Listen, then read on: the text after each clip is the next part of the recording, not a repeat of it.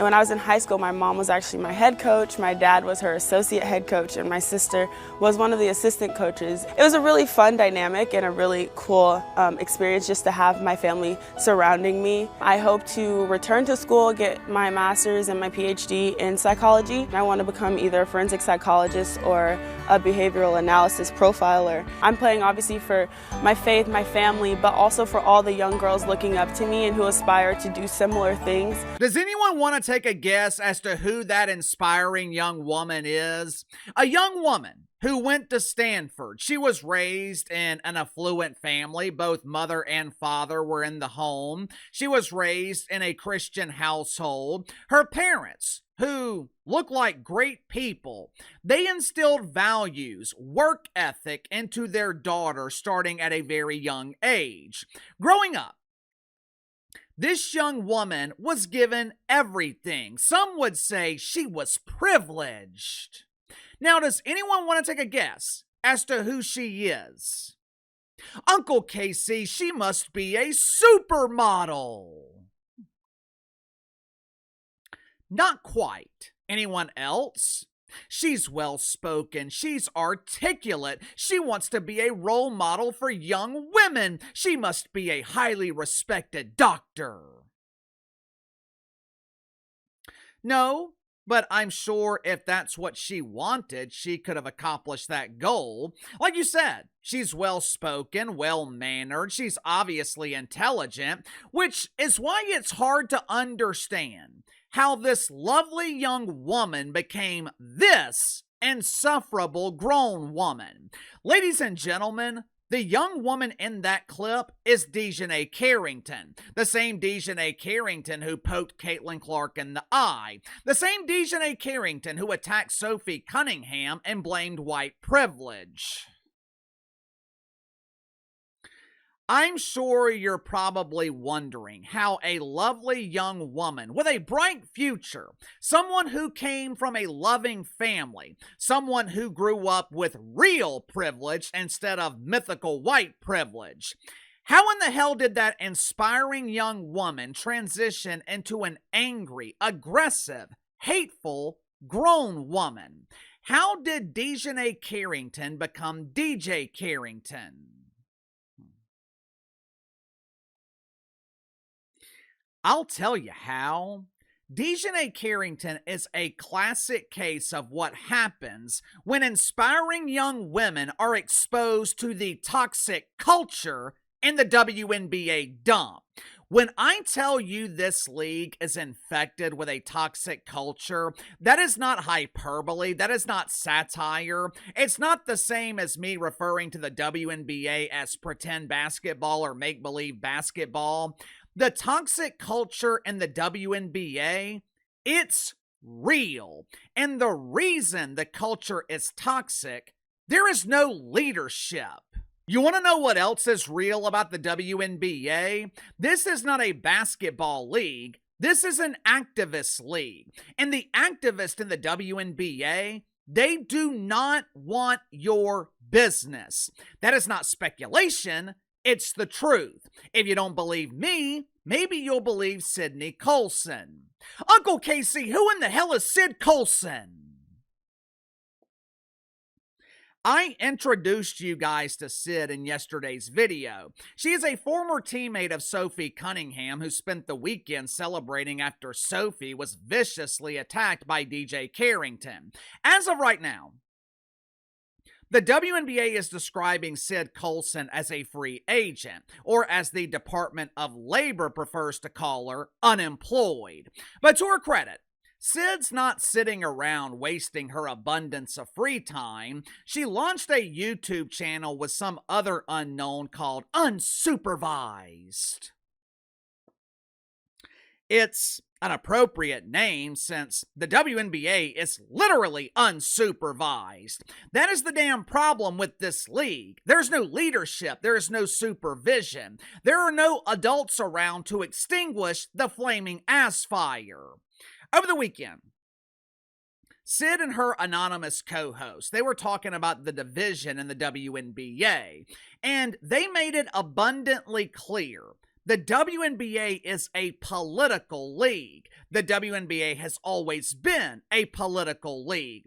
And if you're not down with the cause, if you refuse to comply, then you are not welcome in the WNBA. Watch it for yourself. We were a league built on speaking up, protesting, talking about things that were wrong, not worrying about consequences of said actions, because actually we did things all together as a league. And let me remind you, it was about 75 to 80% Black woman league at this time when these things were going on. We spoke out about what was problematic. The 92% Black women that did not vote for Trump. In our league, in this league, in my mind, and this is how people need to look at it, if we have a league that was built on Black women and we still have a league that is still majority Black women, if Black queer women are not excluding people from shit, then none of us are. Absolutely. Let's have separate but equal then. Let's have two separate leagues.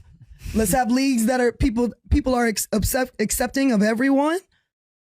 And then let's have another league where y'all want it a certain way and you want okay. Wear dresses.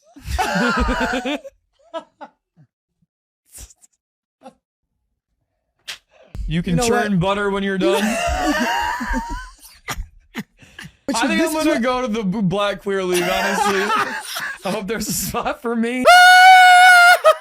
Oh, churning butter, women, dresses. Why would any self-respecting woman wear a dress? I prefer my ladies with beards. Ah! Ooh!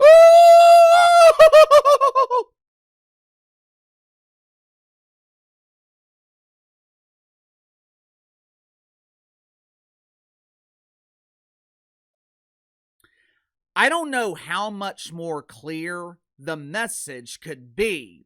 You just heard Sydney Colsen say it.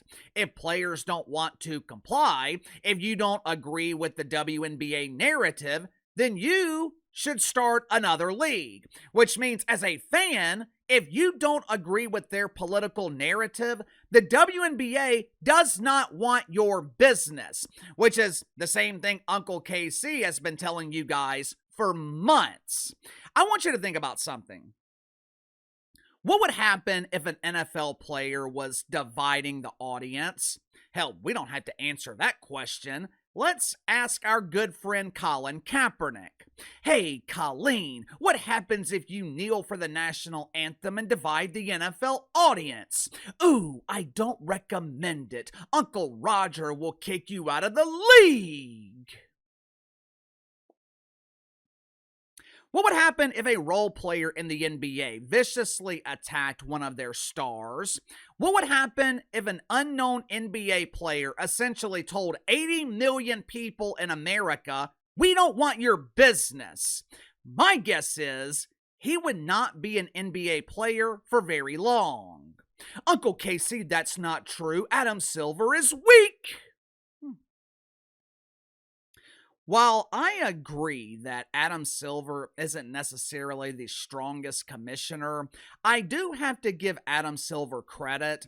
October of 2020, he was interviewed by Rachel Nichols on ESPN.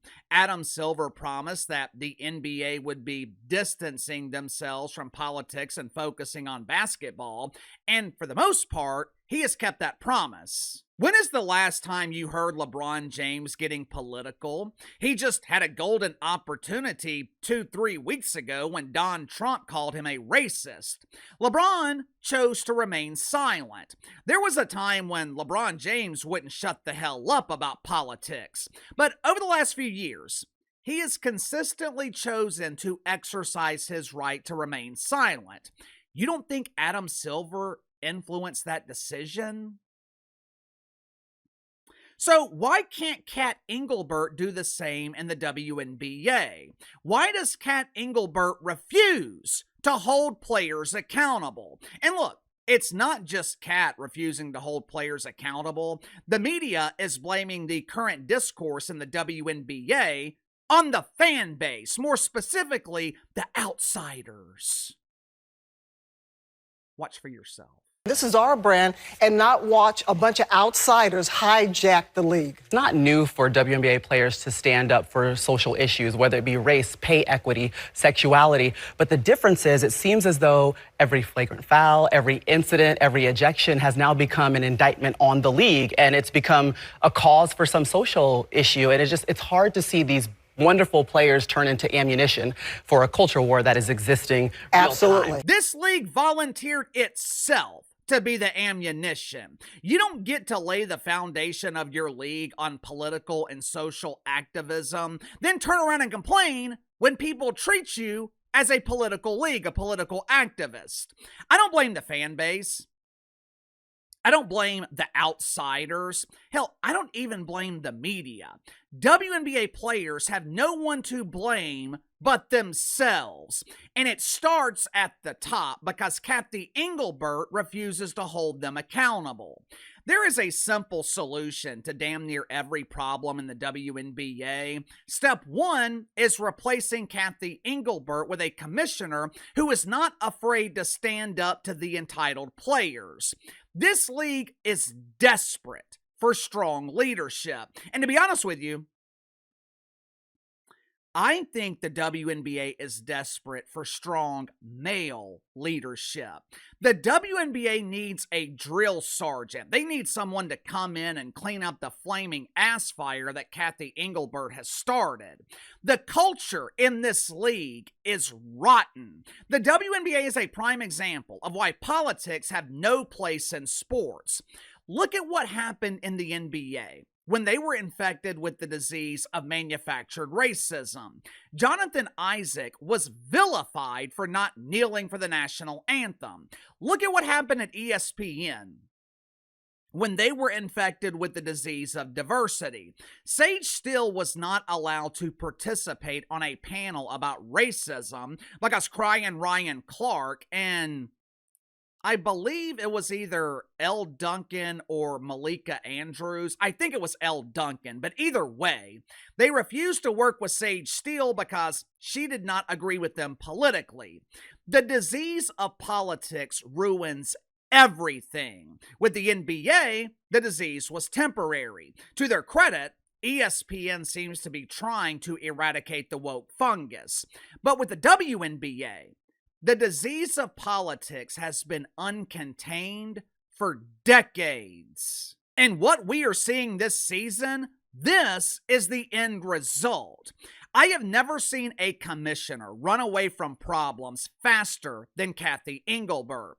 Caitlin Clark fans are accused of fake racism by WNBA players. Takes Cat 3 weeks to clear their name. WNBA players complain about behavior on social media. Instead of Cat Engelbert telling them to grow the hell up, instead of Cat Engelbert telling them to put the damn phone down and focus on improving the product on the court, Cat launches some doofus task force that's supposedly committed to policing fan behavior on social media. How many arrests have been made? None. Enes Kanter declares for the WNBA draft. Multiple WNBA players and head coaches, they have publicly admitted that they want biological men in their league. What does Cat do? Instead of shutting this down immediately by saying men are not allowed in our league, the W in WNBA stands for women, once again, Cat launches some doofus task force.